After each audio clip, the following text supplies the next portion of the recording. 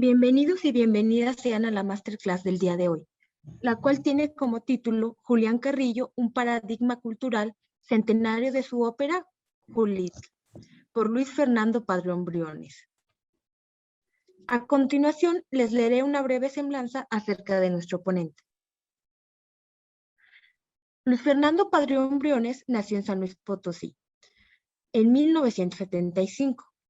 Realizó estudios de musicología en la Accademia Nazionale di Santa Cecilia en Roma, Italia, de 1990 a 1996, y de 1999 a 2003 cursó una maestría. Actualmente es candidato a la Lauda Superius en la misma institución.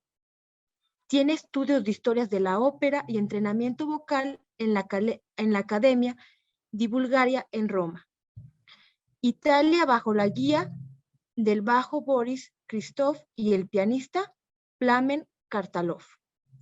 Se ha especializado en el estudio de la música antigua y barroca, por lo que ha tomado clases magistrales y cursos de verano con maestros como Denise Reinsin-Dadre o Helmut Raeling. Ha sido promotor cultural desde 1992 en las diferentes instancias culturales de San Luis Potosí, como lo son el Consejo Estatal para la Cultura y las Artes, el Instituto de Cultura y la Secretaría de Cultura. Es articulista y columnista del suplemento cultural Entropía del periódico Sol de San Luis y en los periódicos Pulso y San Luis Hoy. Como conferencista, ha dictado alrededor de 500 charlas con diferentes temas musicales en foros locales, nacionales e internacionales. Escribe habitualmente para el Boletino de Informazione Musicale desde 1999 a la fecha. Actualmente se desempeña como catedrático investigador del Instituto Potosino de Bellas Artes. Es miembro de CIMA y CIMA Musicología en Acción, consejero fundador de la Fundazione Boris Christoph Onlus y miembro de la Marilyn Horn Foundation. Tiene en preparación un par de textos sobre los temas musicales nacionales. Por lo tanto, a continuación nuestro ponente nos dará la masterclass del día de hoy. Y al final, si cuentan con alguna duda o pregunta, él se las responderá. Le agradecemos mucho al maestro Luis Fernando Padrón Briones por acompañarnos el día de hoy. Y comenzamos con la masterclass. Bien, pues antes que nada, gracias Estefanía por la presentación. Gracias a la Coordinación de Artes por invitarme a esta masterclass, en la cual vamos a tratar dos puntos, un punto medular, que es la figura de Julián Carrillo, por eso la cuestión de este paradigma que pueda ser la figura de Julián Carrillo, y luego en específico una obra de su autoría, que en este año cumple 100 años de haber sido escrita. Me gustaría decir que de haber sido presentada, pero pues desgraciadamente no, es una obra que tiene desde su factura, no ha sido montada. Y bueno, creo que a mí me pareció importante que al celebrarse 100 años pudiéramos cuando menos hacer una revisión, aunque fuera un poco superficial, a este trabajo que, como voy a irlo desarrollando, van a darse cuenta que la obra de Julián Carrillo podemos dividirla en tres grandes momentos o en tres grandes apartados. Su creación como músico tonal, que sería esta música tradicional, esta música clásica, como es llamada por algunos, música de concierto, que obedece a esquemas del siglo XIX, porque Julián Carrillo es un nombre que está inserto en el XIX, los avances que aparecen en el siglo XX, él siempre va a estar atento a estos cambios, a estas nuevas formas de hacer música. Es un hombre que puede viajar a Europa cuando aquello no era lo cotidiano, lo común, y entonces puede acercarse a los cambios que se están gestando, principalmente en París y en Alemania, en Leipzig en específico, con lo cual su discurso es muy cambiante, es un discurso que no podemos englobarlo en decir, es que es romántico, o es que es clásico, o es que es impresionista. No, va teniendo una serie de evoluciones, una serie de cambios que son muy interesantes y que es un poco lo que les voy a comentar al principio. Y investigador del sonido, como investigador acústico, que es lo que nosotros popularmente llamamos el sonido 13, y que él en algún momento se corrige a sí mismo de llamarle sonido 13 y decide llamarlo más bien microinterválica, que es lo que en realidad sucede, ¿no? No es un sonido más, como lo vamos también a clarificar un poco, sino es una serie de sucesiones de pequeños sonidos, de pequeñas variantes del sonido al que estamos habituados a escribir en música tradicional, y que él no solo los comenta, sino que los cuantifica, los demuestra, deja los instrumentos necesarios para poderlos repetir y nos deja obras escritas en tal situación. Y la otra vertiente de Julián Carrillo que me gustaría que analizáramos, pues es esta parte de promotor cultural, que Julián Carrillo también lo fue, porque no solo promueve su obra, sino promueve la obra de grandes artistas del siglo XX, algunos de ellos sus maestros, sus contemporáneos o amigos, e incluso sus sucesores o alumnos en tiempo, lo que es otra vertiente importantísima de Julián Carrillo. No me voy a detener mucho en el perfil biográfico porque me parece ocioso.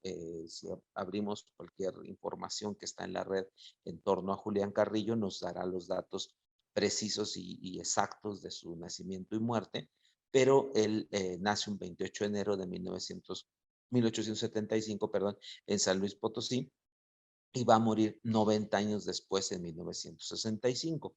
En ese arco de tiempo, Julián Carrillo, bueno, pues nace en una comunidad en donde en un primer momento no había música, no había una cercanía al fenómeno musical, al menos no al musical clásico o romántico o de concierto, sino no hay simplemente música, ¿no? Él recuerda en sus memorias que el único acercamiento que puede haber a la música en esos momentos son cosas muy esporádicas que tienen que ver con la iglesia, que tienen que ver con las festividades de su pueblo, que habitualmente eran una o dos, y era cuando se contrataban bandas de música, que eran llamadas de manera tradicional piteros, que acompañaban las danzas, acompañaban todo este proceso de culto, y que era el primer acercamiento que los niños como él, podían tener en esos años. La música sacra, que es la primera vertiente a la que él se acerca, llega cuando él tiene aproximadamente 10 años, 9, 10 años, con la figura de Flavio F. Carlos, que va a terminar siendo su maestro. Flavio F. Carlos era un músico muy importante en la capital. Es contratado por el cura de la iglesia de Agualulco, lugar de nacimiento Julián Carrillo, para que vaya a acompañar la misa los domingos. Este hombre intenta crear un coro, un pequeño coro, para acompañar estos oficios. Ahí Julián Carrillo comienza a acercarse a la música. Muy pronto muestra un acercamiento muy importante a la música, lo que conlleva que sea invitado por Flavio F. Carlos a tomar clase en San Luis Potosí. Su madre, Julián Carrillo era el hijo más pequeño de su familia. Su madre no duda en traerlo a la capital para que estudie música, y de esa manera él se acerca a un universo que le parece nuevo, extraño. El hacer música para él es algo que quizá le era inherente, pero no sabía qué era, ¿no? O sea, no tenía idea de cómo se hacía la música, de cómo se producía el sonido, y eso es lo que va a hacer estando con Flavio F. Carlos. Va a aprender a hacer música pues, de ocasión. Este hombre tenía varias funciones como músico, tanto música de iglesia como música de diversión. Tenía una orquesta que tocaba de manera cotidiana en los bailes, en las ceremonias, en todo esto que era común a finales del siglo XIX. Sobre todo pensemos en un San Luis 1885, 1890, que está en una bonanza económica, las familias con poder financiero quieren acercarse al arte, a la cultura a través de la pintura, la danza, el teatro, la ópera y la música, por supuesto, ¿no? Entonces, todas las actividades cotidianas de los potosinos de ese momento están rodeadas por música, sean bodas, bautizos, funerales, era muy común tener música en los funerales. Entonces, todo este es el bagaje que Carrillo va a ir tomando de niño joven, para su formación musical. Muy pronto va a demostrar un acercamiento más allá a la música, o sea, tiene un talento, lo que nosotros llamaríamos un talento, que quizá no sea tan explotado como debiera ser por Flavio F. Carlos, porque en alguna forma siente una especie de competencia hacia este niño que es su alumno, pero que muy pronto consigue hacer música, que consigue ser capaz de tocar melodías mucho más complejas de lo que este hombre le ponía. Hay una anécdota, por esos años viene a San Luis Potosí un importante violinista cubano-italiano, que era Rafael Albertini, y era uno de los mm, virtuosos más altos del violín, al grado que era llamado el Paganini cubano. Trae un repertorio de obras altamente virtuosas.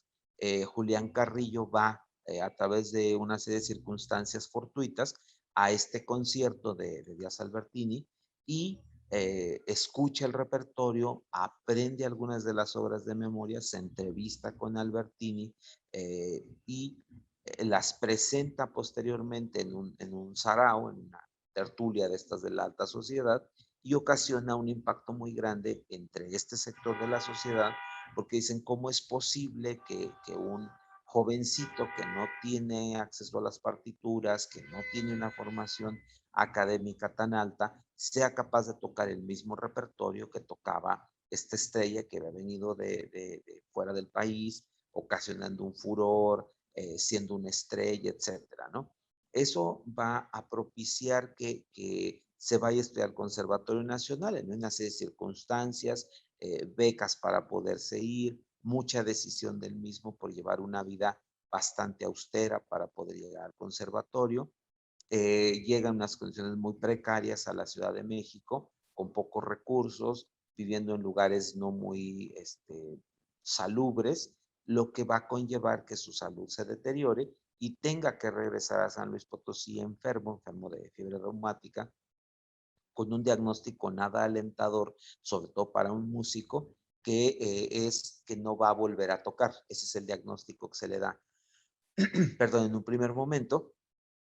Carrillo, por supuesto, que se preocupa y aquí en San Luis va a encontrar el apoyo de un médico alemán, que era el doctor Pagenstecher, que lo va a curar de esta enfermedad. Él regresará al conservatorio intentando ir al siguiente año, o sea, haber perdido este año y inscribirse para cursarlo el año entrante, pero llega exactamente al momento de la conclusión del curso de ese año y su maestro le pide tocar, aunque no sea alumno regular, aunque no haya terminado el grado, él acepta, no con algunas retiniscencias, pero acepta tocar. Ahí es escuchado por Porfirio Díaz, que era común que los exámenes de grado fueran hechos eran realizados frente al presidente, el presidente y su comitiva del área de educación, de fomento. Muchos de los ministros acompañaban estos exámenes. Ahí Díaz lo escucha y cuando viene la entrega de los premios, pues por supuesto que a Carrillo no se le entrega ninguno porque no fue alumno regular, no concluyó el año que se estaba calificando. Y Díaz, que era muy observador, pregunta que por qué ese joven que había tocado tan bien no aparece para premio. Le informan que no estuvo como alumno regular.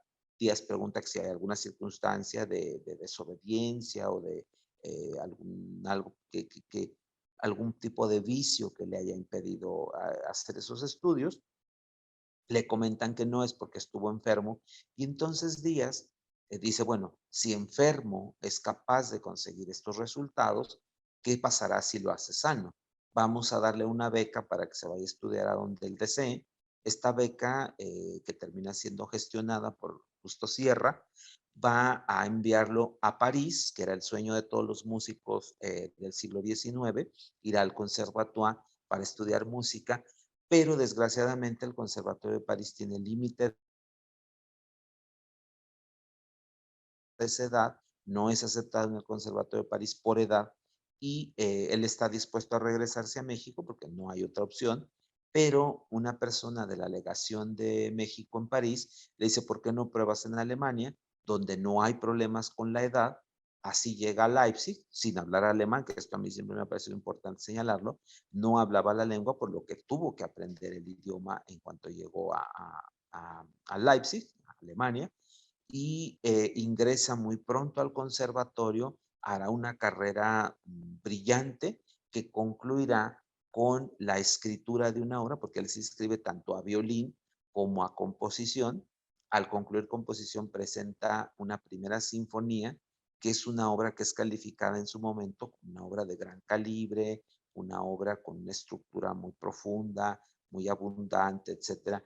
Hay una anécdota que no podemos comprobarla tan fehacientemente, las fuentes no son muy fidedignas, que dicen que fue considerada en ese momento la quinta sinfonía de Johannes Brahms.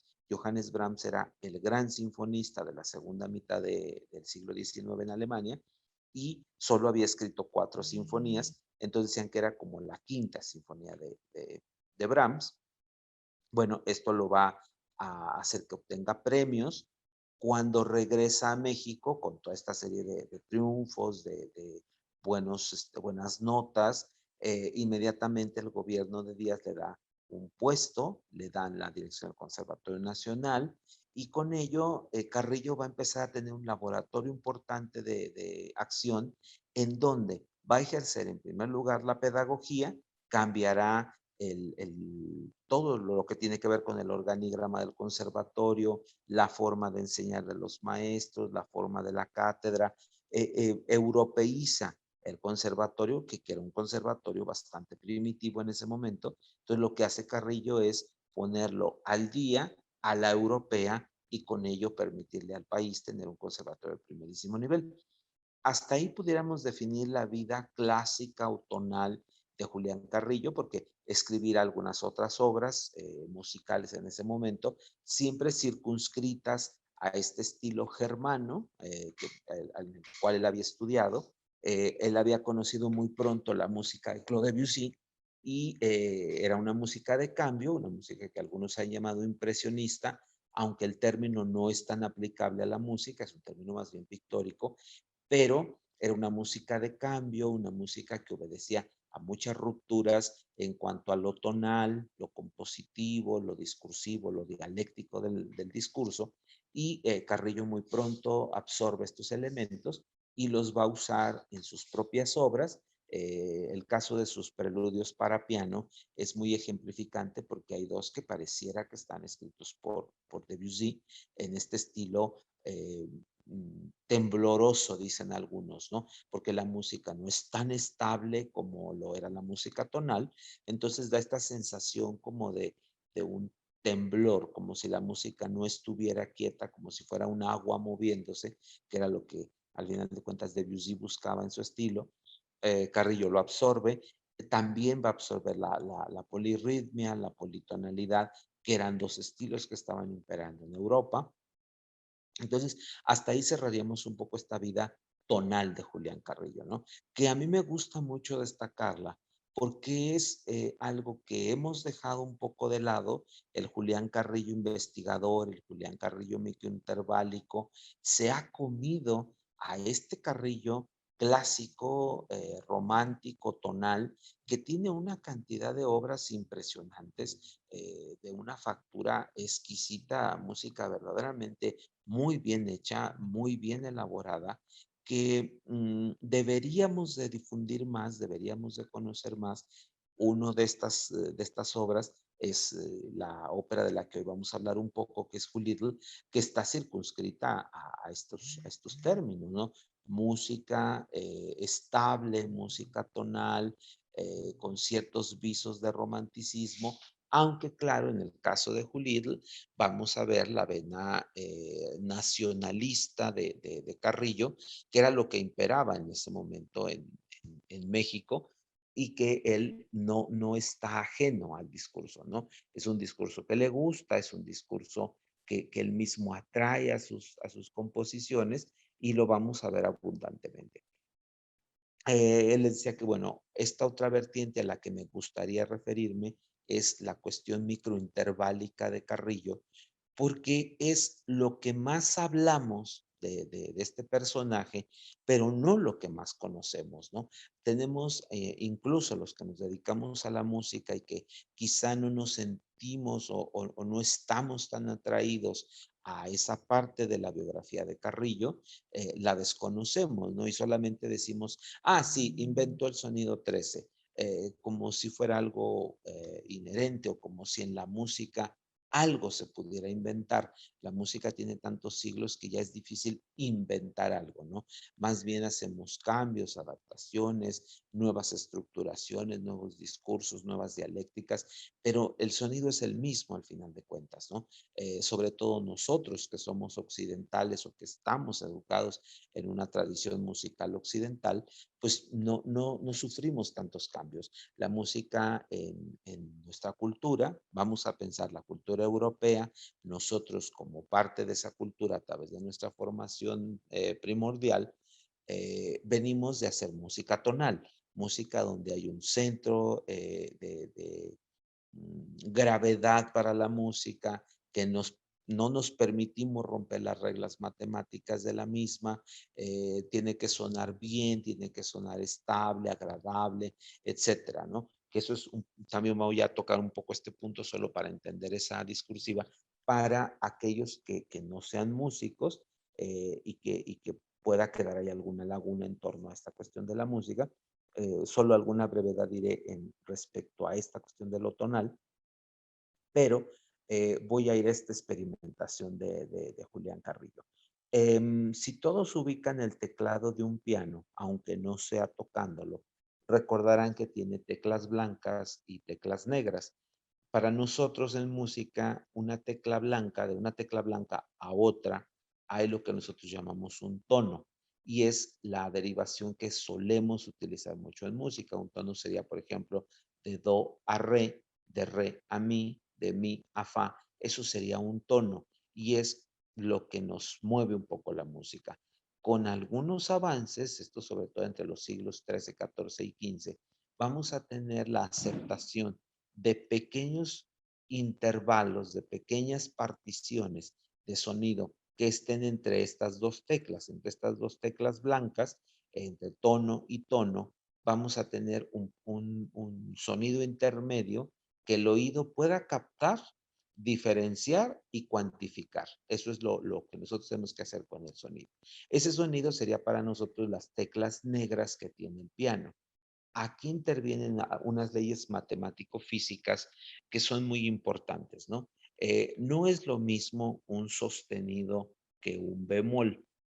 Nosotros ponemos un signo en una nota, el primero es como si fuera un gato, estos gatitos que se usan, o el símbolo para poner número o numeral, y el bemol es como una B pequeña con una panza un poco más grande, y esto solemos ponerlo al inicio de una obra si la vamos a alterar toda, o junto a un sonido cuando solo queremos alterar ese sonido.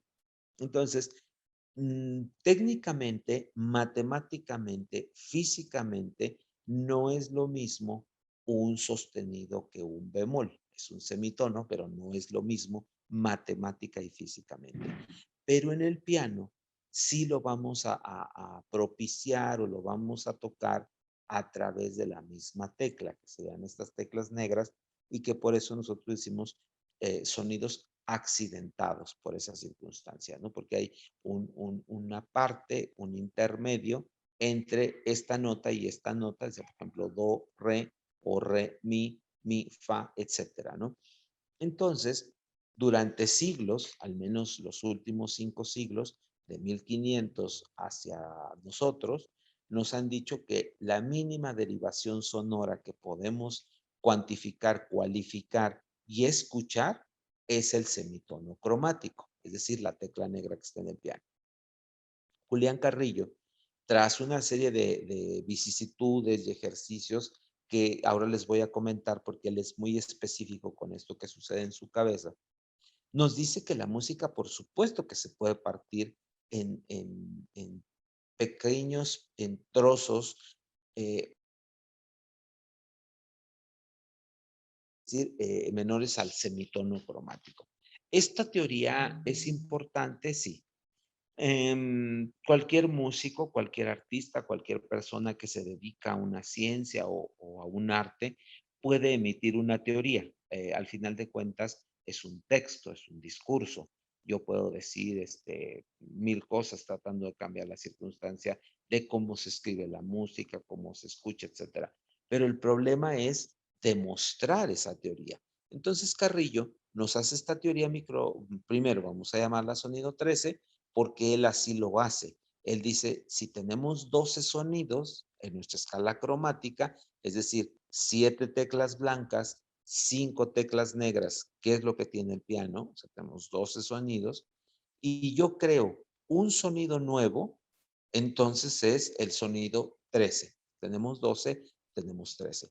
Pero con el avance de su investigación, con crear todas las fundamentales matemáticas para poder entender y escuchar otro tipo de sonidos, dice, no, me corrijo, no es un sonido, sino es un universo de sonidos. O sea, son al infinito. ¿Cuál sería la medida de infinito para Carrillo? La última partición que pudiéramos hacer sobre este sonido intermedio que yo voy a tener, vamos a imaginarlo aquí entre mis dos dedos, este sería este sonido intermedio, tecla blanca, y otro sonido que estuviera aquí intermedio, pues vamos a partir esta pequeña derivación en sonidos cada vez más pequeños. Carrillo hace un uso matemático, entonces lo parte a la mitad, a la mitad, a la mitad, a la mitad, a la mitad y sucesivo hasta el infinito, ¿no? Entonces vamos a tener cuartos de tono, octavos, 16avos, 32avos, 64avos, 128avos, 256avos, 562avos, etcétera, ¿no? Hasta el infinito, porque dice Carrillo, ¿cuál sería nuestro límite? El infinito. Y hay uno de los últimos textos que Carrillo escribe, precisamente va a hablar de este infinito musical, ¿no? Que no para. O sea, no podríamos parar porque tendríamos que seguir partiendo secuencialmente. Eso es solo si partimos en mitades. Podemos partir en tercios también. Y entonces vamos a tener tercios, sextos, caeremos nuevamente a doceavos, etcétera, ¿no? Entonces vamos a ir en estas particiones cada vez más pequeñas de sonido que, insisto, lo importante en Julián Carrillo es que los idea, hace todo este proceso discursivo sobre la microinterválica y posteriormente crea los instrumentos para poder repetir esos sonidos, para poderlos nosotros escuchar. Son sus famosos pianos metamorfoseados, que es muy interesante verlos porque hace estas particiones y nosotros ahora podemos escuchar ese sonido que Julián Carrillo tiene. Yo aquí también me gusta decir una circunstancia que tenemos que ir venciendo, ¿no? Por eso usaba yo la palabra paradigma para abrir un poco el título de la charla, porque al final de cuentas Julián Carrillo es un paradigma, es algo que aún no hemos comprendido lo suficiente, aún no hemos estudiado lo suficiente y estamos muy separados, estamos muy divididos los que hacemos un mundo tonal, toda esta música como Julitl o como algunas otras grandes obras como la sinfonía que les citaba, una suite que se llama Los Naranjos, algunos cuartetos de cuerdas que se circunscriben a lo clásico. Eh, entonces, esa sería una parte. Y la otra es los experimentadores acústicos que están más hacia la microinterválica, hacia este ejercicio de derivación sonora inferior de Carrillo, etcétera. Y entonces aquí tendríamos simplemente dos grandes caminos, ¿no? La música tonal, la música microinterválica.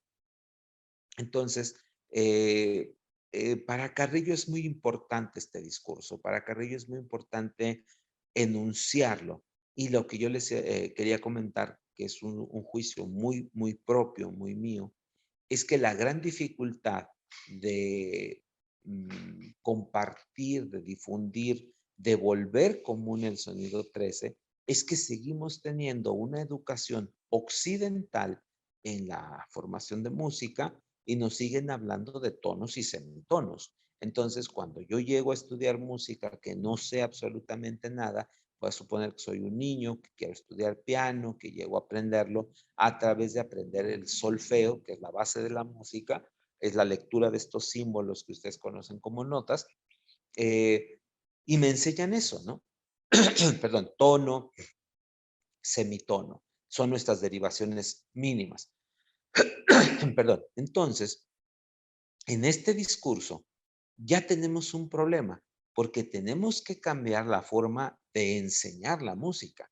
O sea, a los niños ahora tendremos que enseñarles a medir estas pequeñas derivaciones de sonido, porque cuando nosotros estamos estudiando música y nuestro maestro no escucha que el sonido esté exacto, nos va a decir que estamos desafinados. Toquemos el instrumento que toquemos. El único que quizá no nos va a pasar eso va a ser el piano, porque siempre va a estar afinado, porque las teclas son estables, etcétera. Pero también se desafina, por supuesto. Entonces, cuando yo hago música en otro instrumento, a mí me enseñan que si no está exacto el sonido, no es la nota que estoy buscando, ¿no?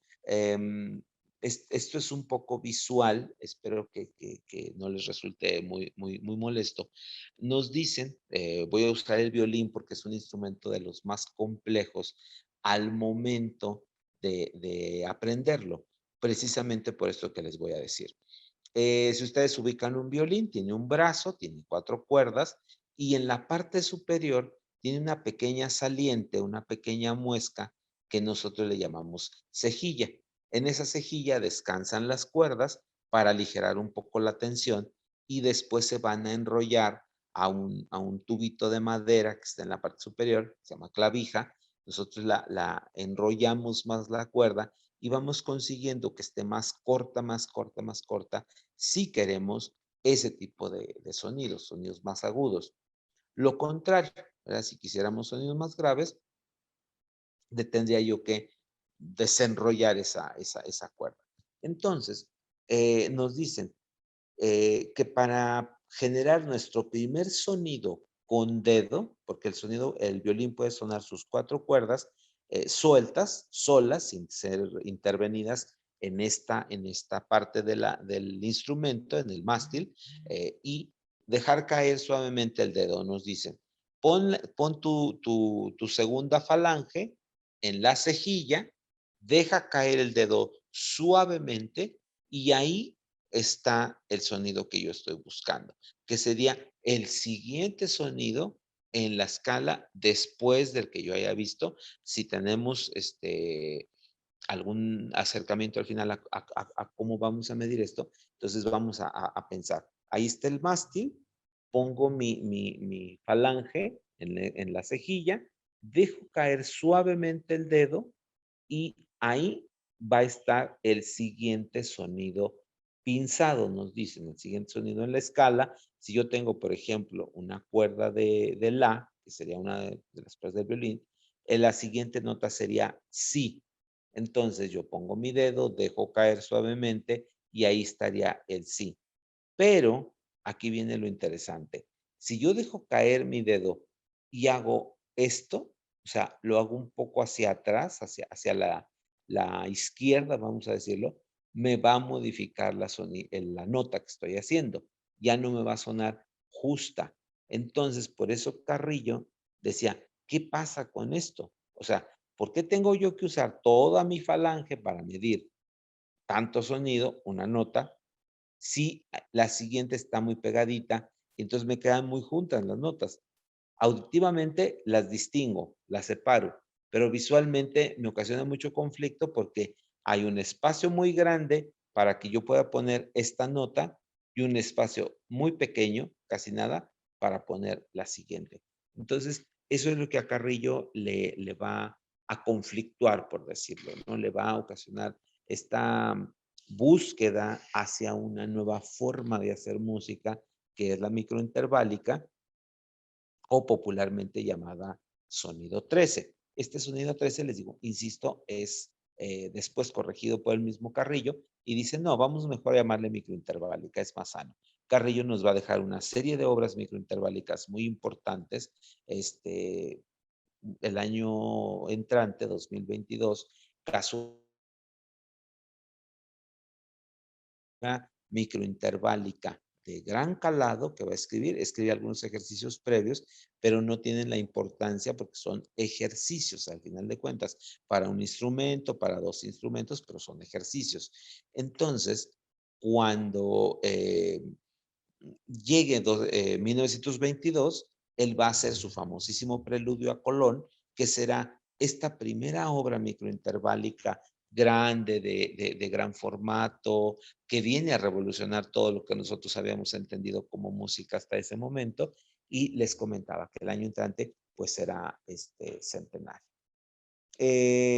Carrillo nos va a dejar una buena cantidad de obras en este sentido, obras que poco a poco han sido recuperadas, no todas por desgracia, porque implica mucho tiempo, los investigadores no quieren dedicarse únicamente a Carrillo, es un trabajo bastante fuerte y pesado, pero ahí está esta aportación de Carrillo a otra vertiente de la música, que es la microinterválica, y que al final, si alguien tiene alguna pregunta, y no quedó muy clarificado esto, sí me gustaría que me lo externaran para tratar de simplificarlo más todavía o hacer algún punto de aclaración para que quedara muy, muy comprendido este proceso de la microinterválica que, que tiene toda una serie de elementos ahí, ¿no? Esta experimentación es al final de cuentas lo que le va a dar a Julián Carrillo una proyección impresionante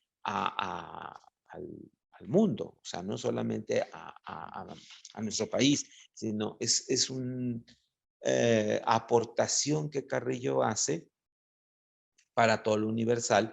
Y en Europa, por ejemplo, el trabajo de Carrillo microinterválico ha sido muy valorado. Ha tenido grandes defensores de sus teorías, comenzando por Janet Diamary y algunos otros músicos de diferentes latitudes que trabajan la microinterválica, que la ven como un proceso creativo, que la ven como un discurso importante, como un cambio, como un dejar atrás lo tonal, lo politonal, lo rítmico, para ir a cosas que son todo eso, ¿no? Atonales o microinterválicas según el caso.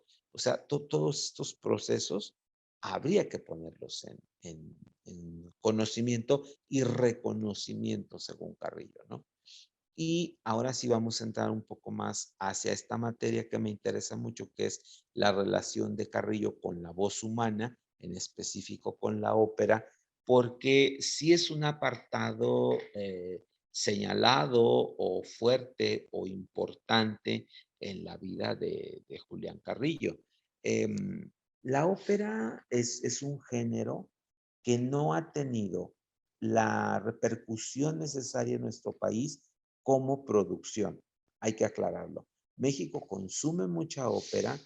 Tenemos al menos 2 o 3 lugares donde siempre se hizo ópera. Uno de ellos el Palacio Nacional de Bellas Artes y en algunos momentos los teatros que precedieron a Bellas Artes, que tenían algunos otros nombres.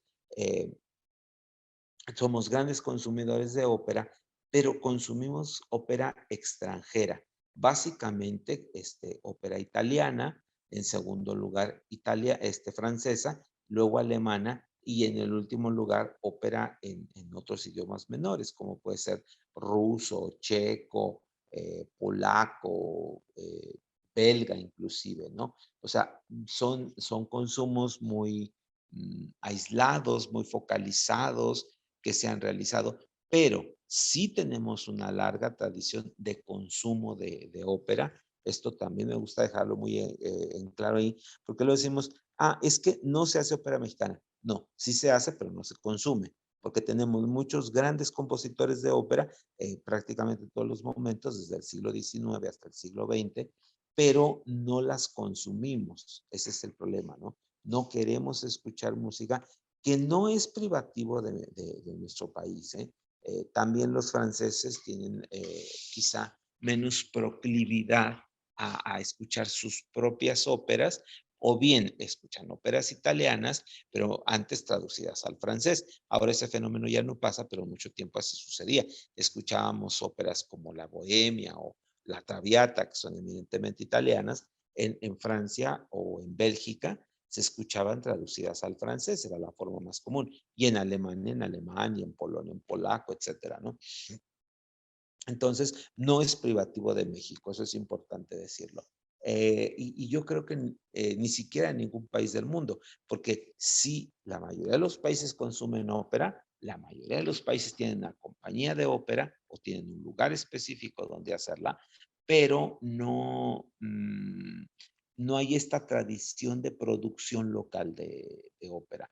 Nuestro país lo ha intentado mucho, tenemos grandes compositores de ópera que de verdad son baluartes de esto y pues simplemente 2021 es bicentenario de Zenobio Paniagua, uno de los grandes operistas del siglo XIX en nuestro país, pero que tampoco ha tenido esta repercusión que pudiera haber en algún otro momento.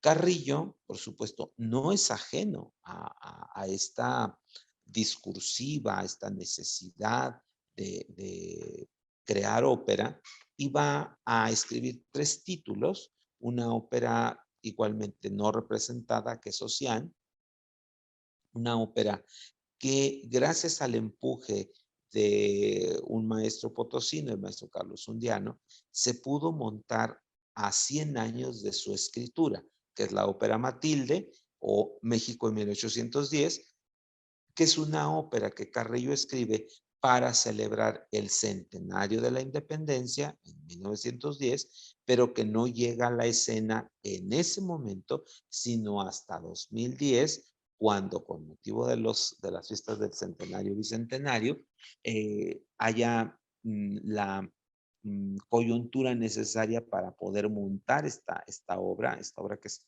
además monumental, musicalmente hablando es muy compleja, etcétera, ¿no? Y 11 años después vamos a tener que Carrillo escriba esta ópera Julitl, que hoy quisiera enfocarme un poco a ella, insisto, porque no la hemos podido desempolvar, sigue ahí en archivo, les traje algunas fotos que luego le voy a pedir a León que me ayude a compartírselas, para que vean lo que tenemos, ¿no? O sea, lo que hay, el documento que existe para poderla representar, pero no tenemos una versión digitalizada, por ejemplo, ¿no? De esto mismo, que en la actualidad no tener una versión digitalizada de una partitura significa no tocarla, por supuesto, ¿no? Porque el original siempre está custodiado, tiene que estar en condiciones estándar de temperatura, presión, todo, ¿no? O sea, un documento que no puede ser tocado, sino copiado de alguna manera, pero no tocado, porque si lo toco lo destruyo. Si toco el papel, puedo contaminarlo más de lo que ya esté, puedo romperlo, puedo hacer algún tipo de manipulación mecánica que lleve a la pérdida del documento. Ya es más difícil que eso suceda porque ahora este tipo de manuscritos se fotografían, se suben a algún tipo de memoria o de protección para que no vayan a desaparecer en caso de que el papel sea agredido por todos los elementos que suelen agredir al papel, ¿no? La humedad, el calor, los hongos, la misma destrucción humana, las bacterias, etcétera, etcétera, ¿no? Entonces, mantener un papel de más de 100 años no es cosa sencilla, es una cosa altamente compleja, altamente demandante, que implica toda una serie tecnológica, una serie de conocimientos, experticias, para que las personas que sepan la conservación del papel, pues puedan hacer lo correspondiente, ¿no? Entonces, les digo, están estas inclinaciones de Carrillo a la ópera, pero sí hay que decir que sí es difícil hacer ópera mexicana, porque, insisto, es una ópera que inmediatamente la rechazamos por ser mexicana, aunque seamos mexicanos. Queremos seguir escuchando ópera en italiano, aunque no la entendamos, aunque la situación sea anacrónica. Luego los argumentos de ópera son verdaderamente anacrónicos e inverosímiles. Aquí la aplicación de la palabra inverosímil sería justísima, porque tenemos muchas circunstancias de querer y no querer. Consumo ópera, sí, pero no en mi idioma, porque me vería mal. Entonces me quedo consumiendo ópera italiana, ópera tardía, ópera menos difundida. En segundo lugar, ópera francesa. Parecerían quizá algunas otras vertientes de ópera que sí procuramos escucharlas en su idioma, pero procuramos más bien entenderlas traducidas para que yo pueda accesar al texto, saber qué están cantando, cómo es la dinámica, etcétera, etcétera, ¿no?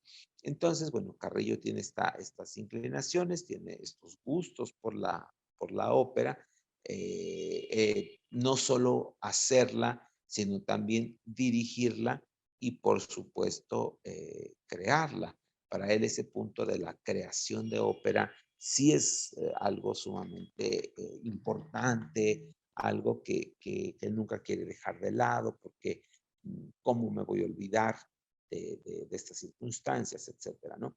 Entonces, bueno, cuando Julián Carrillo toma la dirección del conservatorio por segunda ocasión, que es en 1919, va de inmediato a tratar de recuperar el conservatorio, según sus palabras, porque la dirección anterior lo dejó en un estado lamentable, se perdieron los alumnos, etcétera, etcétera. Les tengo aquí unos datos duros, porque ya saben que luego las memorias son flacas. Eh, Dice que en 20 fue nombrado director del conservatorio y de los 1,500 alumnos que había dejado en 1914, encontró solamente 236. O sea, era una merma muy exponencial, ¿no? Si contamos que había 1,500 y encontramos 300, pues era una quinta parte prácticamente, ¿no? De lo que le había dejado como alumnos, y él se lo atribuye a que se había perdido la academia, que no había un seguimiento musical, etcétera, etcétera. Yo a ello le aunaría la profunda crisis que venía arrastrando el país. O sea, el país no estaba en una bonanza como para que alguien pudiera buscar estudiar artes para vivir. Entonces, sí también tenemos que poner ahí en la palestra esta circunstancia, pero es bueno decirlo, no es bueno señalar, para que cada quien pueda hacerse una visión globalizada. Entonces, bueno, lo nombran director del conservatorio, hace toda una serie de reformas en tanto lo estructural, en la plantilla de maestros, etcétera, y convoca a diferentes cosas como director del conservatorio. La creación de una orquesta mucho más grande, de un coro, la profesionalización de los estudios, los salones de práctica, etcétera, ¿no? Él, que había estudiado en Europa, conocía esto a la perfección porque era como se estudiaba música en el mundo. Entonces, él trata de implementarlo, de implantarlo en nuestro país. Y también convoca a un concurso para que aparezca un texto en el que se pueda hacer una ópera que muy seguramente tenía como objetivo principal el celebrar el centenario de la consumación de la independencia. No lo cita en ninguna fuente, pero por supuesto que debe haber sido uno de los motivos. Entonces se convoca un concurso literario para hacer la selección del texto, del argumento con el cual se va a hacer esta obra, y el comité o el cuerpo de jurados que se encargan de este proceso de seleccionar el texto va a estar formado por Federico Gamboa, Rafael López, Leonardo Viramontes y Gustavo Campa, un connotado maestro, y el sobrepremiado estaba bajo seudónimo, todos los textos fueron pedidos bajo seudónimo, y el seudónimo era Pedro Eliasel, ese es el pliego ganador, y en realidad era la señora Catalina de Herzl, que era una muy connotada periodista, crítica, escritora, poeta, que da un texto que por supuesto que está imbuido de un nacionalismo que empezábamos a formar porque venimos de las postrimerías de la revolución, venimos arrastrando, por supuesto, aún la independencia, aún las guerras de reforma, las guerras intervencionistas, la guerra francesa, la presencia de un emperador, etcétera, etcétera, etcétera. Entonces, el porfiriato puso paz, eso es indiscutible. Porfirio Díaz va a cimentar un gobierno de avanzada, nuestro país estará a la altura de los grandes países del mundo, etcétera, pero es una cultura francesada, es una cultura a la francesa. Porfirio Díaz es muy fomentador de lo francés, es muy fomentador de todos estos procesos europeos, etcétera. Entonces, la aparición de la revolución y la posterior inclusión de ideas, sobre todo ideas vasconcelistas, de la república, la patria como idea formadora, como idea aglutinante, etcétera, etcétera, van a propiciar un cambio emocional, un cambio absoluto en la gente que se ve como parte de esa revolución. Pero también comienza a buscar un pasado indígena, pero no lo quiere hacer a través de la antropología o de la sociología o de la arqueología. No, quiere hacerse un pasado en el que se sublime y glorifique un pasado indígena del cual empezamos a sentirnos orgullosos, pero la mayoría de los que encabezan estos movimientos, estos primeros pensadores, eran básicamente hijos de hispanos. O sea, no vamos a ver gente que tenga una identidad, un raigambre totalmente indígena. Sí vamos a ver esta mixtura, pero aún con ellos es este discurso nacionalista, se busca tener unos héroes nacionales que puedan representar este nuevo parámetro de nación, este nuevo parámetro de identidad nacionalista, de identidad de lengua, etcétera. Aquí la primera paradoja, la primera cuestión a hacer notar es que todos son muy pro nacionalistas, pro indigenistas, pro, pero nadie aprende náhuatl. Nadie termina hablando náhuatl, oyéndose a vivir en las condiciones en las que vivían los indígenas, absolutamente nadie. Todo el mundo sigue usando ropa europea, traje, sombrero, bastón, etcétera. El mismo Carrillo, lo vemos infinidad de veces en sus retratos vestido a la usanza de su tiempo, ¿no? O sea, nunca lo vemos con un traje de paisano, de payo, que a lo mejor nos podría volver más fácil el discurso, aunque hubiese escribido música en náhuatl, aunque se hubiera preocupado como compositor de esta circunstancia, siempre vamos a ver eso, ¿no? Entonces, imagínense, si Palacio Nacional estaba con este problema, con este proceso, pues las calles mucho más, ¿no? Entonces la gente comenzaba esta búsqueda nacionalista, la creación de un panteón de héroes que nos permitieran sentirnos identitarios. Aparece una cuestión de símbolo y significado del símbolo de soy nativo, necesito validar mi parte indígena, mi parte natural, mi parte poseedora de la tradición, precisamente para eso, para poder reclamar una patriosidad sobre un territorio que por supuesto que era mío, porque yo era mexicano, había nacido aquí, mis padres, mis abuelos, etcétera, ¿no? Las generaciones que ustedes quieran. Entonces era necesario mm, esta validación del proceso. Pero, insisto, no vemos a nadie, ay, perdón, me salí, no vemos a nadie hablando náhuatl, yéndose a vivir al campo, viviendo como vivían las comunidades. Eso no lo vamos a ver. El discurso sigue siendo un discurso de escritorio, un discurso cómodo en el cual sí me siento mexicano, sí me siento nacionalista, pero lo veo más bien con una óptica de un corte socialista o incluso socialistoide, ¿no? No inmerso en el proceso, sigo hablando Castilla, como dirían los antiguos, o sea, no aprendo la lengua de los nativos, sino me quedo hablando lo que ya es cómodo para mí.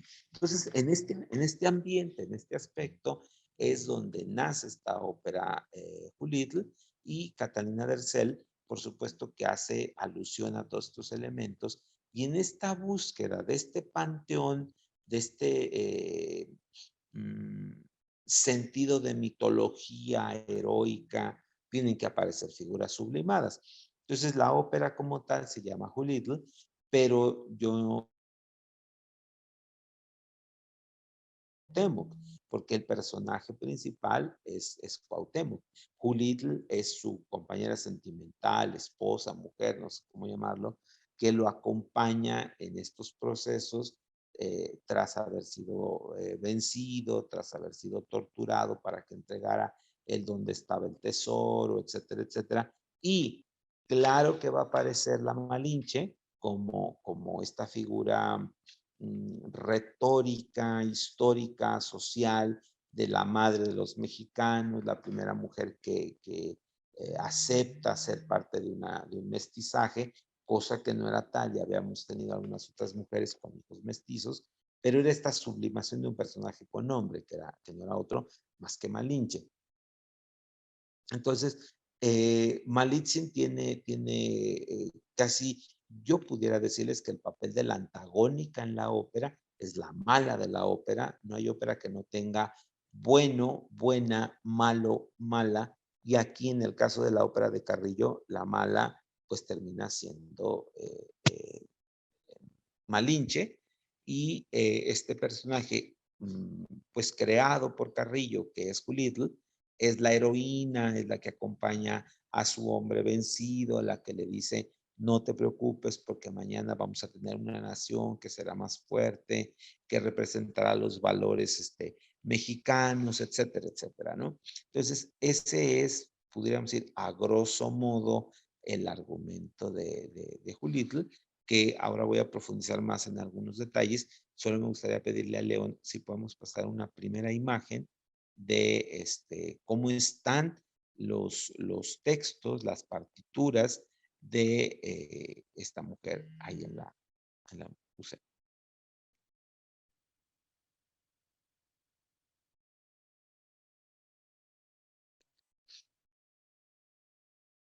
Aquí tenemos, este es el primer documento.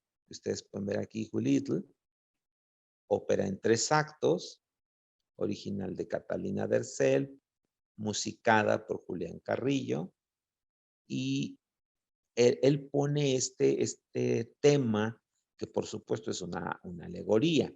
Dirás al príncipe indiano el secreto que te entrego, y que es la herencia que lego para el pueblo mexicano. O sea, tiene esta carga simbólica.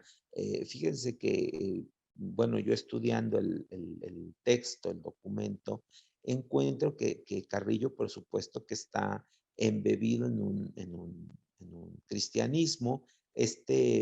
Cuauhtémoc pareciera más bien un Cristo, una figura de un Cristo redentor, aglutinante, un Cristo que viene con su sangre a crear una nueva sangre, una nueva nación, una especie de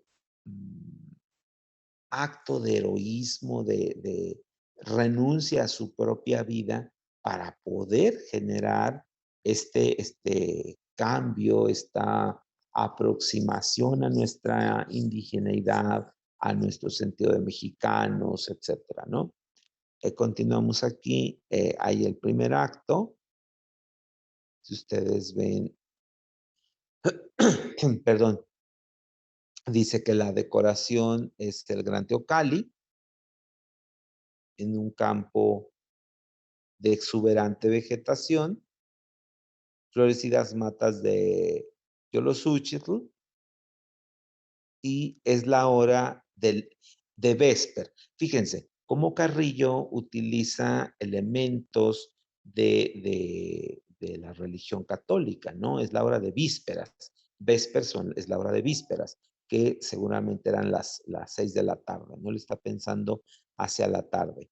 La escena va iluminándose paulatinamente hasta que la luna brilla en todo su esplendor entre los preliminares melódicos. Van saliendo indias que lentamente se colocan en las gradas del Teocalli. 3 viejos sacerdotes indios aparecen en lo alto o ascienden para permanecer ahí. Fíjense, cómo es muy importante, y insisto sobre los paradigmas y sobre las paradojas. En esta búsqueda nacionalista de Carrillo, en esta búsqueda de un acercamiento a nuestra idiosincrasia, a nuestro pasado glorioso como indígenas, él sigue usando la palabra indios, indios o indias, ¿no? En vez de decir naturales, nativos, mexicas o cualquier otra palabra, sigue utilizando la palabra indios, esta palabra que incluso puede ahora ser despectiva o puede ser de alguna manera segregacionalista. Aquí está citado como tal, nos pueden ver, indios e indias. Entonces, estos puntos son de llamar la atención, ¿no? Bueno, al menos a mí me lo parece que son de llamar la atención, como a pesar de tener un discurso nacionalista, Carrillo sigue tratando, uno, de validar muchos de los elementos de la indigeneidad. Segundo, darnos esta heroicidad de nueva cultura nacida de los vientres de un proceso más bien constructivo, ¿no? Vamos a construir esta situación de nación, de identidad a través de, pero no dejo de lado estas circunstancias. Él está preocupado también por ponernos algunas palabras que no son más comunes al náhuatl, como el Yolosuchitl. Hay que ver a qué tipo de planta se refería con este Yolosuchitl, si era algún tipo de planta que se le había dado ese nombre por alguna condición indígena, si era llamado así desde siempre. Y acá tenemos la palabra teocalli, por ejemplo, ¿no? Sigue haciendo alusión al templo a través de un teocalli. Entonces, estos a mí me parece que son elementos muy interesantes, ¿no? Elementos de cambio. No sé, León, si podemos ir a la primera musical, que si mal no recuerdo es la 3, me parece ser. Sí. Este es el estado en el que tenemos la partitura de la obra. Julián Carrillo solía ser muy cuidadoso con su escritura musical, aunque también era un hombre que era capaz de hacer muy rápido una idea musical, orquestarla de manera muy rápida. Esto que ustedes están viendo técnicamente sería lo que llamamos una partitura. Aquí, si ustedes pueden leer, están las voces que van a acompañarla. Ahí dice, por ejemplo, cello. Arriba dice tenor, que sería propiamente el violín. Los bajos, aquí nos pide una flauta. Aquí dice flauta. Le voy a tratar de hacer un poco más. Ahí dice flauta. Luego dice que es oboe. Luego el clarinete. Aquí nos pide un arpa.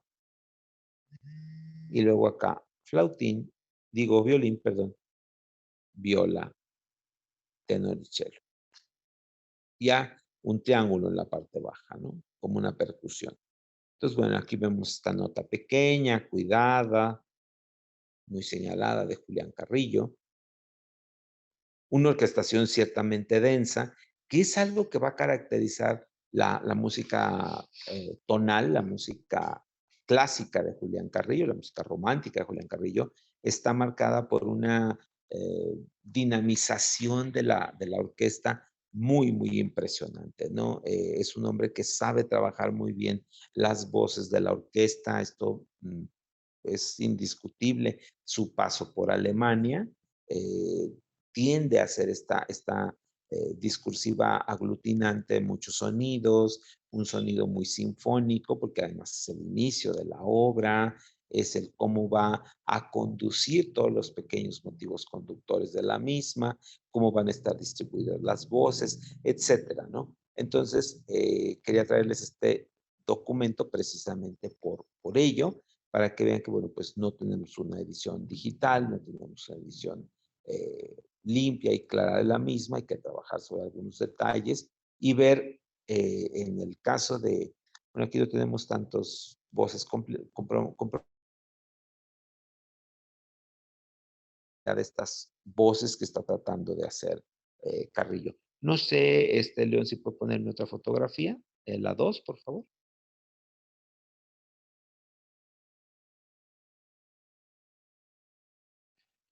Bueno, aquí tenemos los personajes y quise tomarles esta precisamente porque es la primera entrada de Julitl. Aquí la ven.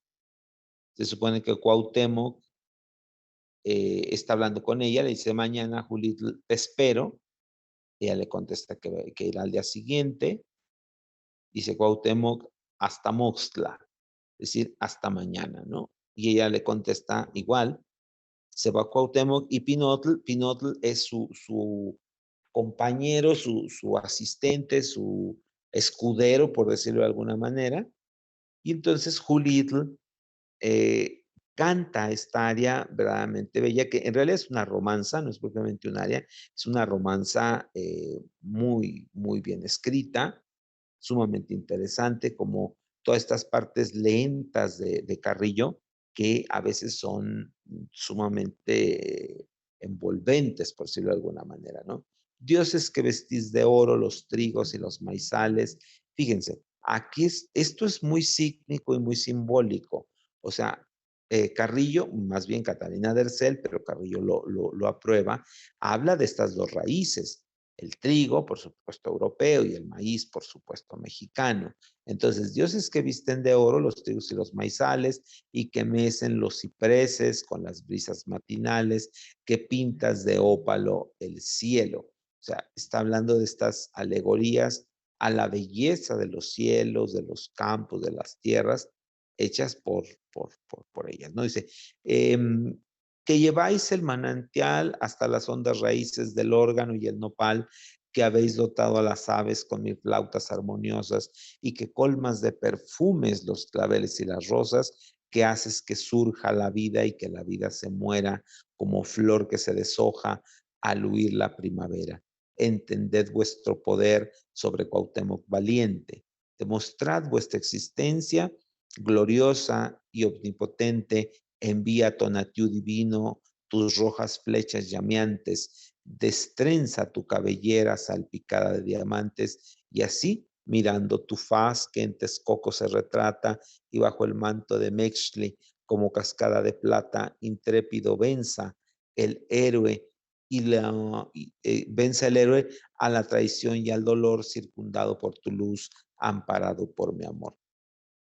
Y continúa, les digo, es una ópera, por supuesto, muy a la italiana en este sentido. Pareciera que estamos con una ópera de Verdi o de Puccini, donde la heroína tiene todos estos elementos de heroicidad, de unicidad, de ser la cohesionante del asunto, para enfrentarla, por supuesto, a una Malinche que es lo contrario, ¿no? Una Malinche que es la traidora, es la que entregó la sangre, es la que ahora quiere entregar el tesoro, y es el gran secreto de Cuauhtémoc, que al final vamos a ver que el secreto de Cuauhtémoc no era propiamente un tesoro, sino ocultar que esta nueva raza, esta nueva nación que se iba a generar, pues tenía que ver propiamente con las dos raíces, con la profundidad de nuestra raíz indígena, la mujer como fértil tierra dadora que podía enfrentarse a todo tipo de vicisitudes. Esa era la Juliet que están ustedes leyendo. Y este Cuauhtémoc, que insisto, tiene un alto parecido con un Cristo, con una figura redentora, con una figura que es capaz de ofrendarse antes que otra cosa, ¿no? Entonces, esa es la situación de la ópera. Creo que tenemos una imagen más, ¿verdad, Leo?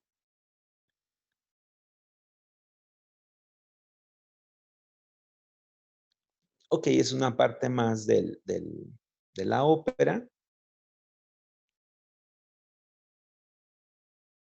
Aquí pueden ustedes ver, volvemos nuevamente con la escritura tan cuidada de Carrillo. Nos deja algunas indicaciones, por supuesto. Aquí vemos que es Julitl. Y bueno, algunas cuestiones técnicas de la partitura propiamente.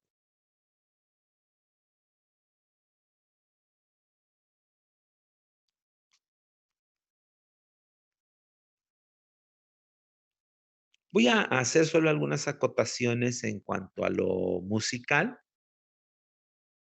Es indiscutible que el trabajo de orquestación de Carrillo siempre va a ser de muy alta factura, ¿no? Lo que Carrillo nos deja impreso, nos deja en papel, siempre son obras que están muy limpias, muy cuidadas, está pensando en una amalgama entre un proceso germano, un proceso galo y un proceso americano, ¿no? Mm, Carrillo no está lejos del discurso que es el discurso de su tiempo, este gran consumo de músicas francesas que aún teníamos, que era el estilo de música que gustaba a la gente. Claro, él está formado en Alemania, por lo que tiene una formación teutona muy alta, entonces trata de fusionar esos elementos de la orquestación, la rigidez, la visión casi heroica de Julitl, que no puede ser disminuida de ninguna manera, porque es la madre de esta nueva nación, ¿no?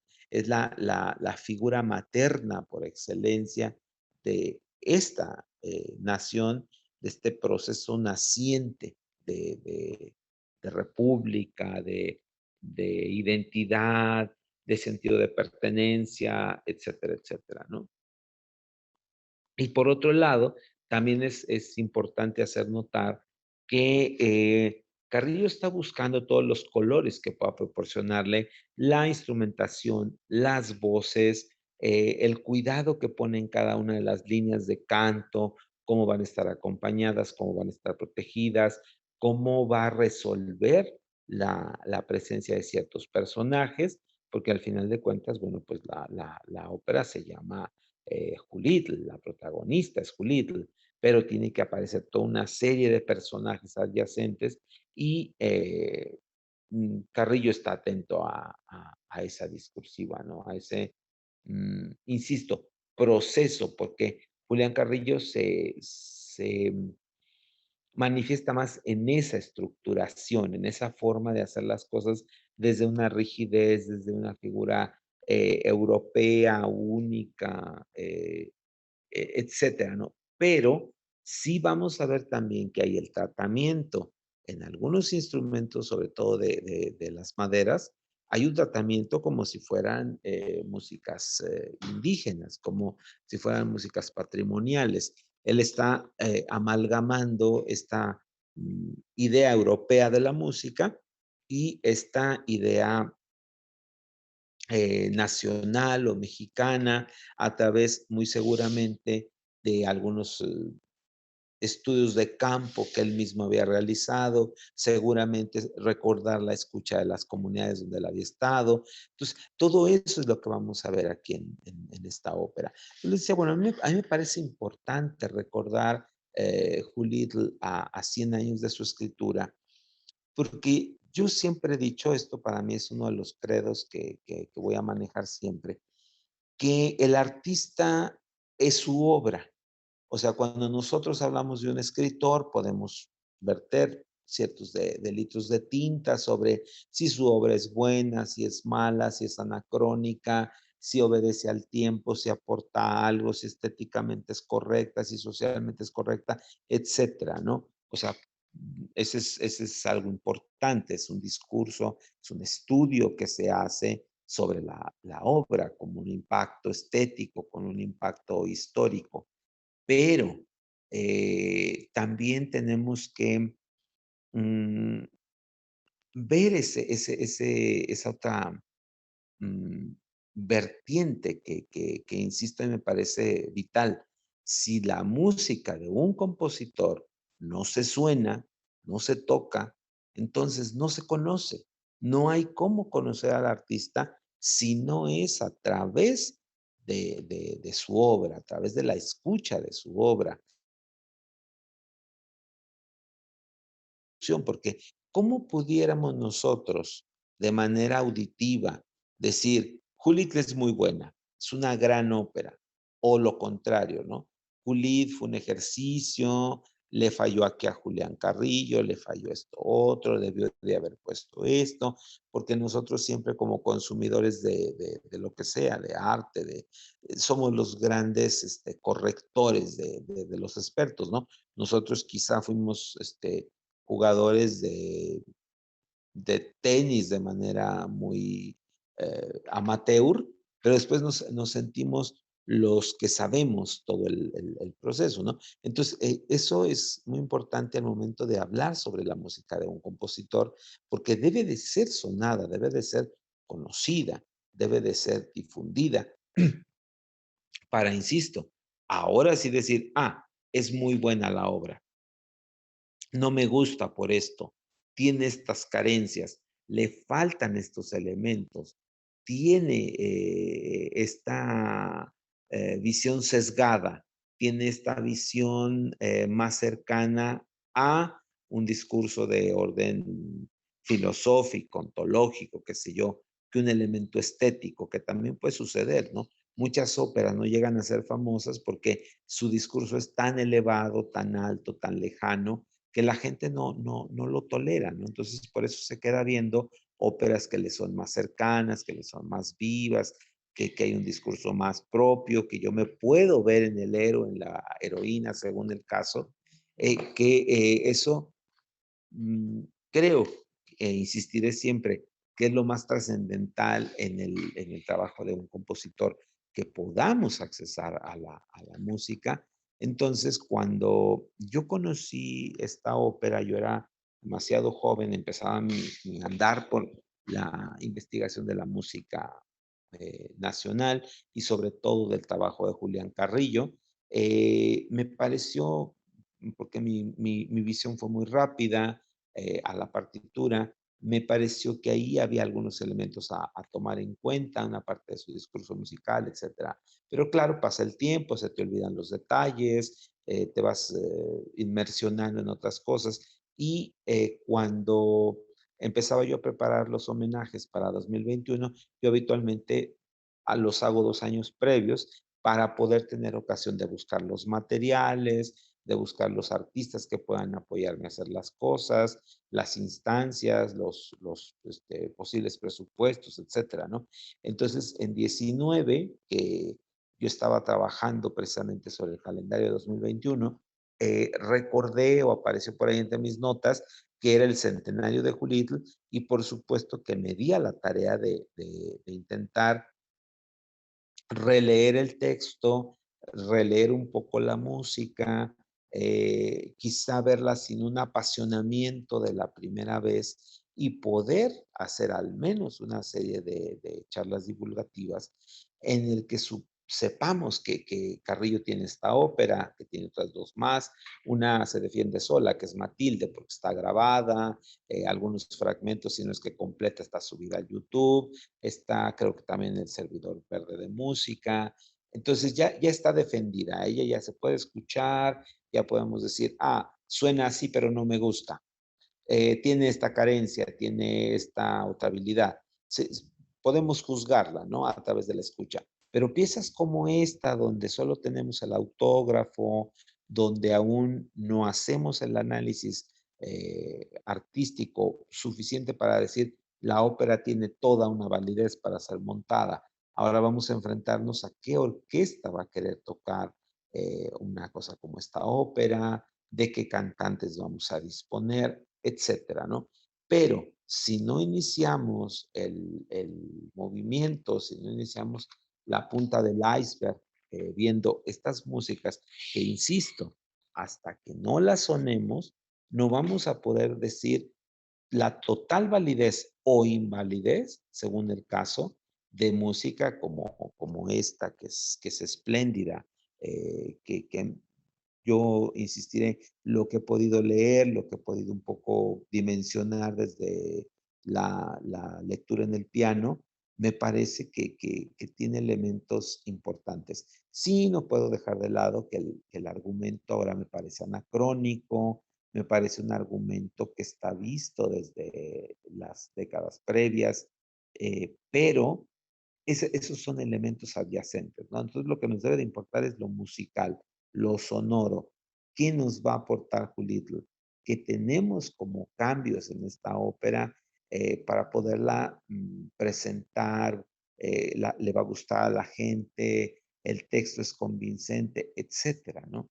Entonces, sí yo quería empezar con esta, pues, idea de mover un poco esta obra de Carrillo. Sí, mi intención primaria era poderla montar, aunque fuese en versión de concierto, para que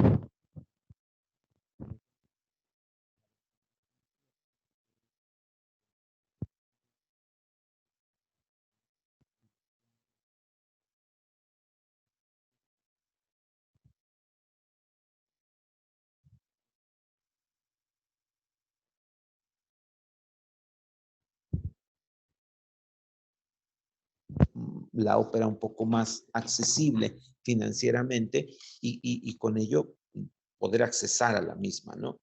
Algunos otros elementos técnicos, porque ya quiero ir cerrando mis ideas, Estefanía no me dijo si tenía que cortar en algún minuto, no supe cuánto me podía extender, yo suelo extenderme mucho, entonces, los personajes principales, decía, bueno, pues es Cuauhtémoc, que es un tenor, luego está Julitl, que es su mujer, que es una soprano que además Carrillo le pide cosas bastante complejas a la soprano, no es su papel fácil de cantarse. Luego está Pinotl, que es el fiel servidor de Cuauhtémoc, que por supuesto es un barítono. Luego está Tolochtli, que es un noble azteca, que es el padre de Julitl, que es un bajo. Luego está Malintzin, que él la pone amante de Cortés, de Hernán Cortés como tal, no es el título que le da en el documento, que es una contralto, 3 sacerdotes indios, que son bajos, un jefe de tribu, un soldado blanco, un indio, coro de indios, coro de indias, coro de soldados blancos, bailarines y músicos aztecas. Eso es lo que Carrillo cita en su libreto, en su primera parte, y luego nos pide una orquestación bastante compleja porque es flauta, oboe, clarinete en si bemol, corno inglés, fagot, cornos, batería, arpa, violines, violas y chelos. Entonces, como pueden darse cuenta, pues es una pieza que está en estado puro, hay que intervenirla aún mucho, hay que hacer una serie de estudios muy profundos, que en mi caso, la aparición del COVID detuvo muchos elementos. Sí tenía yo algunas gentes ya trabajando sobre los materiales para poder, cuando menos, presentar algunas áreas que nos dieran idea acústico, sonora, una dimensión en el cerebro de cómo suena esta ópera, por qué deberíamos de llevarla a la escena, por qué deberíamos de escuchar Julitl. Eh, yo aquí les contestaría por la alta calidad de la música, ¿no? No es una música simple, no es una música sencilla. Como todo en Julián Carrillo implica mucho discurso, mucho conocimiento de la instrumentación, una orquesta profesional, porque tiene que estar cohesionada, tiene que tener un discurso unitario, etcétera, ¿no? Y, por supuesto, grandes cantantes, porque las exigencias de Carrillo a los cantantes son elevadísimas. Entonces, cerrando la idea de Julitl, pues no me restaría más que esperar poder en algún momento representarla, insisto, aunque sea en versión de concierto, para poder hablar más a profundidad, para que los públicos sean los que juzguen el valor de esta pieza. Y nosotros como potosinos también tenemos que hacer un empuje a lo mismo, ¿no? Estas patrimonialidades que luego no las conocemos, que somos capaces de ser expertos en ópera italiana, conocer todos los grandes compositores italianos, saber de memoria sus áreas, conocer toda la discografía que hay respecto a una ópera, pero no sabemos nada de nuestra música nacional y mucho menos sabemos de una obra tan brillante, tan compleja, tan bien estructurada como una ópera y más una ópera como sería Curriculum. No sé, Estefanía, cómo estamos de tiempo. Sí me gustaría hacer algún tipo de preguntas, poder dinamizar un poco sobre alguna duda que existiera, tanto de la figura de Carrillo como de la microinterválica y en específico, si alguien tiene alguna duda sobre Julitl, sería interesante poderla procesar. Claro que sí, profesor. No se preocupe por el tiempo. No sé si alguien tenga alguna duda, ya sea que guste escribirla en el chat o abrir su micrófono.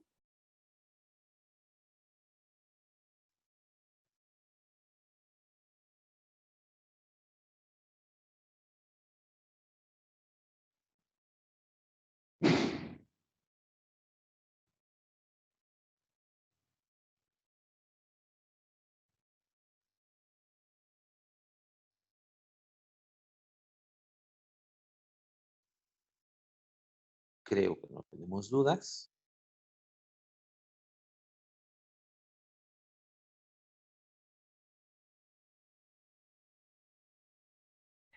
Muy bien, no sé si quiera decir algo para finalizar. Bien, pues una última idea sobre Carrillo, ¿no? Siempre, bueno, yo tengo prácticamente toda mi vida profesional dedicado a estudiar o al menos a difundir el patrimonio de Julián Carrillo y siempre voy a pugnar por esto, ¿no?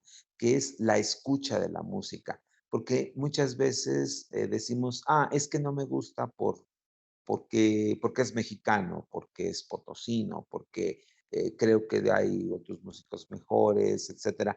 Entonces, yo sí me gusta mucho incitar a la gente a que escuche. Ahora tenemos mucha información, mucho material en el servidor de videos. Hay una buena cantidad de obras de Julián Carrillo, tanto tonales como no tonales, como interválicas, que nos permiten ahora sí, visualizar desde lo acústico, escuchando la música, y ahora sí podré emitir un juicio de razón y decir, no me gusta la música de Julián Carrillo por lo siguiente, ¿no? Porque es muy densa, porque no la entiendo, porque no me gusta, porque por algo, ¿no? O sea, con un sustento, que es la escucha de la música. Entonces, ahora que podemos hacerlo, sí me gusta mucho incitar al público, decirle, escuchen las obras, acérquense al patrimonio Julián Carrillo y tras esto, tras la escucha, podemos ahora sí emitir un juicio de valor y decir, no me gusta por esto, sí me gusta por esto. Eso sería eh, el punto, ¿no? El poder acercarse, el poder dimensionar el valor, porque luego existen todos estos localismos de, es que Julián Carrillo es potosino, entonces vamos a celebrarlo a través de una calle, una plaza, una escultura, una placa, eh, no sé, toda esta memorabilia que es importante, claro, o sea, porque es darle un valor a un individuo desde su comunidad, desde su núcleo, desde su sociedad,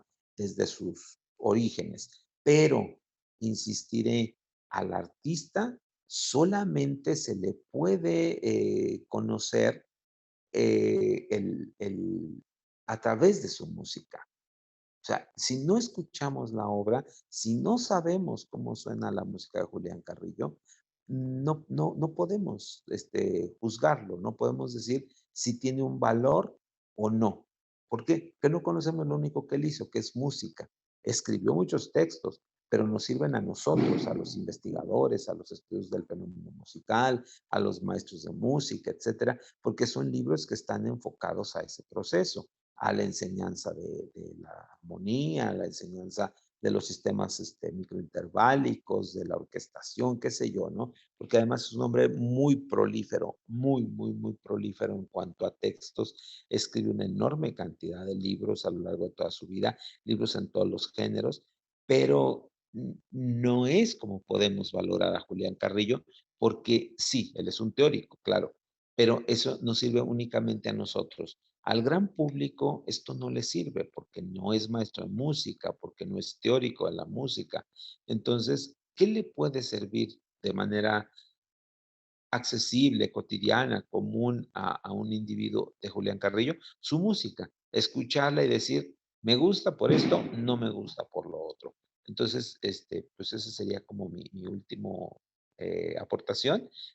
Vamos a escuchar la música y sobre ello hacernos un juicio propio y decir sí o no, pero sobre una idea estudiada, sobre una idea en la que yo pueda acercarme a ella.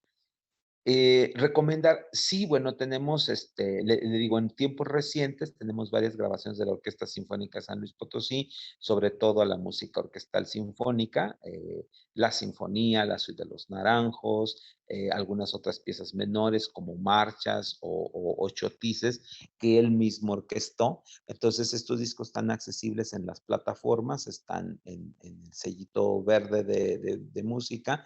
Ahí están también en YouTube. Y quizá accesar al disco como físico, estos de la Sinfónica son los que son fáciles porque están a la venta, porque son recientes. Hay un juego de discos en los cuales aún participó Carrillo, que están hechos en Francia, que fueron muy comunes. Estos fueron LPs, pero después fueron remasterizados. Yo al principio tenía uno de fondo, es este disco que se llama Julián Carrillo Romántico y Visionario. Es un disco que está en la Secretaría de Cultura. Creo que aún quedan algunos ejemplares. Esta es una remasterización. Son dos discos, en uno se da cuenta de la música tonal, que es la suite para orquesta Los Naranjos, y el cuarteto en mi bemol, y en el otro disco está música microinterválica, que es el cuarteto en cuartos de tono, y una obra igualmente importante que es la misa a Juan 23, que es su única misa en cuartos de tono, que es una obra muy interesante, ¿no? Puede que no gustosa, pero interesante, ¿no? Es una obra que hay que escuchar, hay que conocer, hay que, creo que si en algo queda patente el trabajo microinterválico de Julián Carrillo es en esa misa. O en estas obras para cello, que son un poco exploratorias, que son los balbuceos y algunas sonatas o presonatas para violonchelo, que están grabadas por la maestra Jimena Jiménez Cacho. También es un disco que es accesible, se apareció con el sello Queen de Chin mexicano. Es un disco muy bien hecho, una gran interpretación, un trabajo muy exhaustivo de Jimena para esta obra de Carrillo. Entonces, así rápidamente son los discos que yo le podría decir, hay que escucharlos. Están, insisto, en los canales de comunicación común de música, tanto el de videos rojo como el de audio verde, y algunos discos aún están accesibles. Podemos comprar también Matilde, que es su ópera, que me parece que es uno de los grandes pilares de la difusión de la música de Julián Carrillo, es esta grabación de Matilde en el año 2010. O sea, la grabación es un poco posterior, pero ya nos da cuenta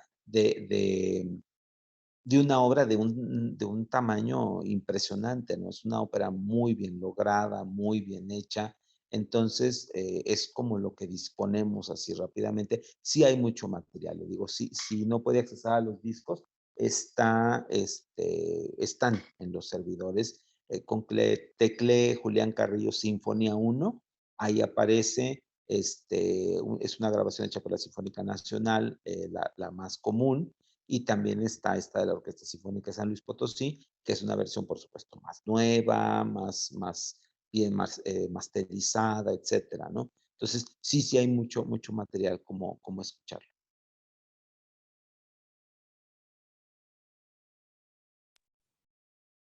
De acuerdo, como lo mencionan las y los alumnos, y de parte de la Coordinación Académica en Arte, le agradecemos muchísimo al profesor Luis Fernando Padrón Briones por brindarnos esta agradable plática llena de conocimiento y retroalimentación, y también les hacemos la invitación, como él nos dice, de acercarnos a la música desde el conocimiento, para tener un juicio propio y conocer nuestra cultura y nuestra arte.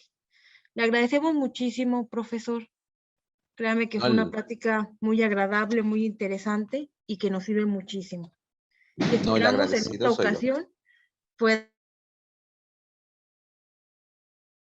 Aquí estaremos siempre que la coordinación nos invite, aquí estaremos, y agradezco a la maestra Ana Castelán su comentario también. De acuerdo. Bueno, muchísimas gracias por entrar a esta masterclass y nos vemos en la siguiente. Que estén muy bien.